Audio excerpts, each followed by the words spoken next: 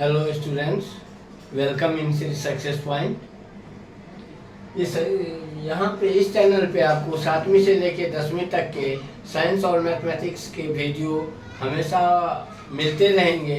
इसलिए यदि आपने चैनल को सब्सक्राइब नहीं किया है तो प्लीज़ चैनल को सब्सक्राइब कर दें। आज का टॉपिक है हमारा क्लास 9 से डाल्टन एटॉमिक थ्योरी। डाल्टन सबसे पहले पदार्थों के प्रकृति के बारे में एक एटॉमिक मॉडल तैयार किया, परमाणु के संयोजकता पे सोच व्यक्त किया और द्रव्यमान संरक्षण का सिद्धांत और स्थिर अनुपात का सिद्धांत सबको ध्यान में रखते हुए परमाणु का पहला मॉडल प्रस्तुत किया। अब हम देखते हैं डाल्टन के परमाणु सिद्धांत के मुख्य बातें क्या थी। Dalton atomic theory.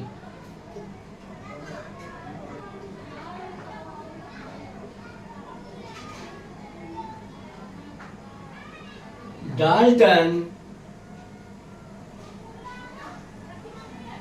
का परमाणु सिद्धांत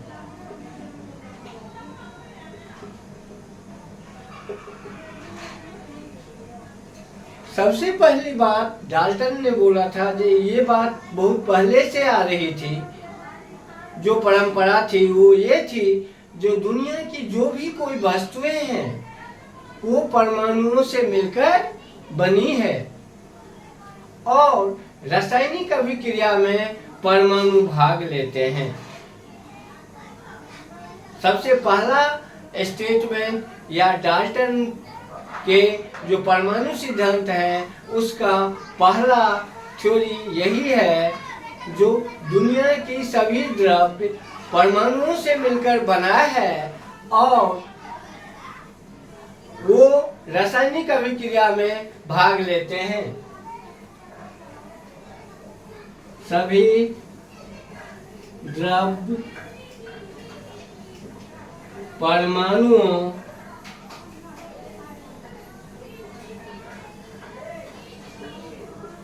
से मिलकर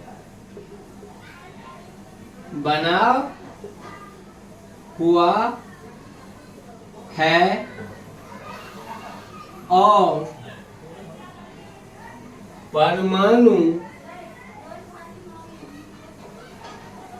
ही रासायनिक अभिक्रिया में भाग लेते हैं।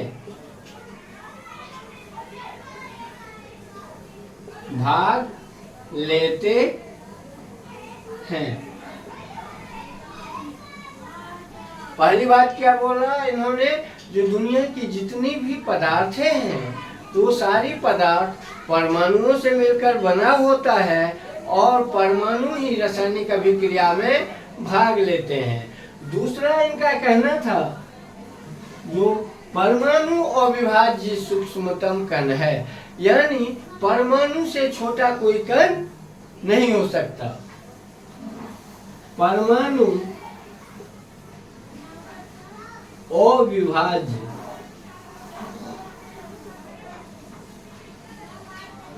सूक्ष्मतम कण है, जो रासायनिक अभिक्रिया में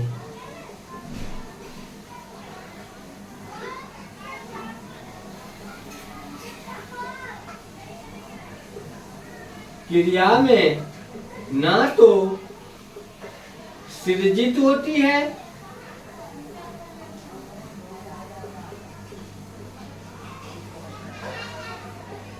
और ना ही नष्ट होता है,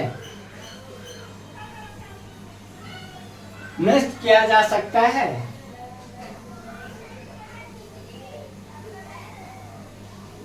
किया जा सकता है। दो बातें तो ये हो गई। पहली बात, जो सभी द्रव्य या पदार्थ परमाणुओं से मिलकर बना हुआ है और परमाणु ही रासायनिक अभिक्रिया में भाग लेते हैं। दूसरी बात, परमाणु अविभाज्य कण है जो रासायनिक अभिक्रिया में न तो सृजित होती है न तो नष्ट किया जा सकता है। तीसरी बात है, दिए गए तत्व के परमाणु द्रव्यमान और रासायनिक गुणधर्म समान होता है। यानी एक खास तरह के तत्व के दिए गए तत्व के परमाणु द्रव्यमान और रासायनिक गुणधर्म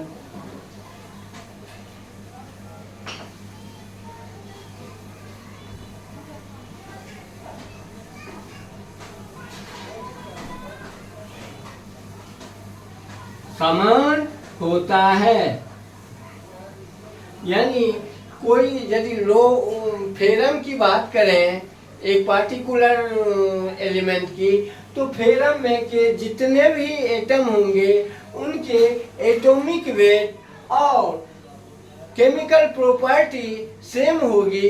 तीसरा का जो स्टेटमेंट था ये डाल्टन जी का यही था, दिए गए तत्व के परमाणु द्रव्यमान और रासायनिक गुणधर्म समान होता है। अब इनके चौथा का देखते हैं, जो भिन्न भिन्न परमाणुओं का परमाणु द्रव्यमान और रासायनिक गुणधर्म भिन्न भिन्न होता है या अलग अलग होते हैं। चौथा थ्योरी हम यही कहेंगे।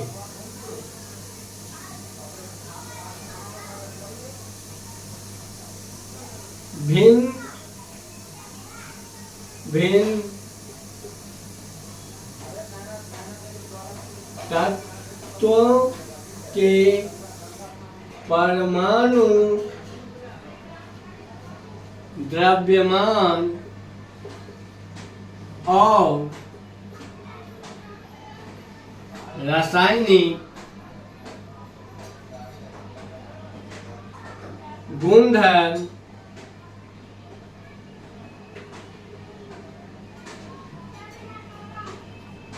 अलग अलग होते हैं।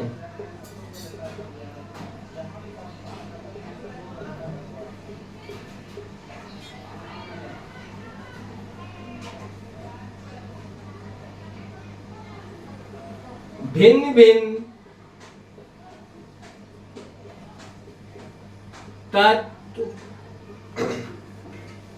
छोटी पूर्ण संख्या के अनुपात में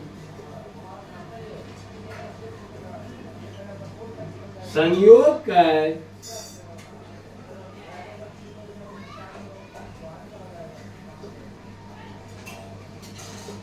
यौगिक का निर्माण करते हैं। और छठा बात था, किसी यौगिक में परमाणुओं की सापेक्ष संख्या एवं प्रकार निश्चित होता है। किसी यौगिक में परमाणुओं की संख्या और प्रकार निश्चित होता है।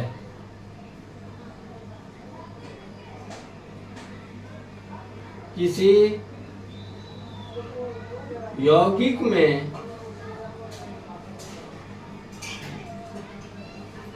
परमाणुओं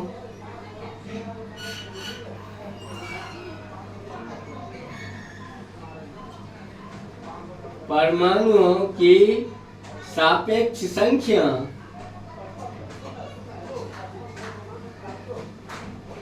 और प्रकार निश्चित होती है।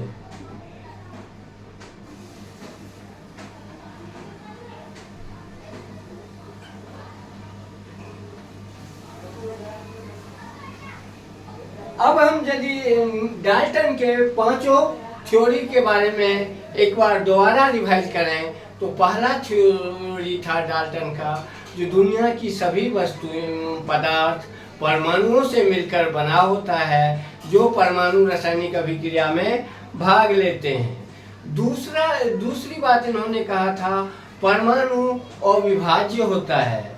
रासायनिक अभिक्रिया में न तो परमाणु सृजित होते हैं न तो इनका नष्ट किया जा सकता है।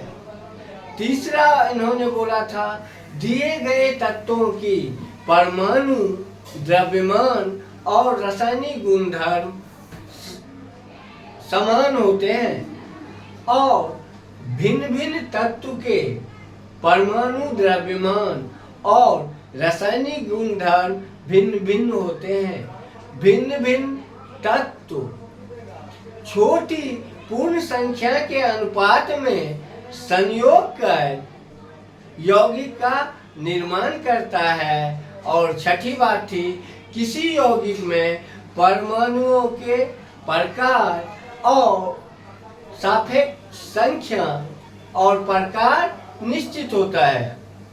अब यदि हम इसको देखें तो डाल्टन के परमाणुवाद के कुछ दोष भी हैं, लेकिन डाल्टन पहला ऐसा व्यक्ति थे, दार्शनिक थे, वैज्ञानिक थे, जिन्होंने परमाणु मॉडल के बारे में सोचा।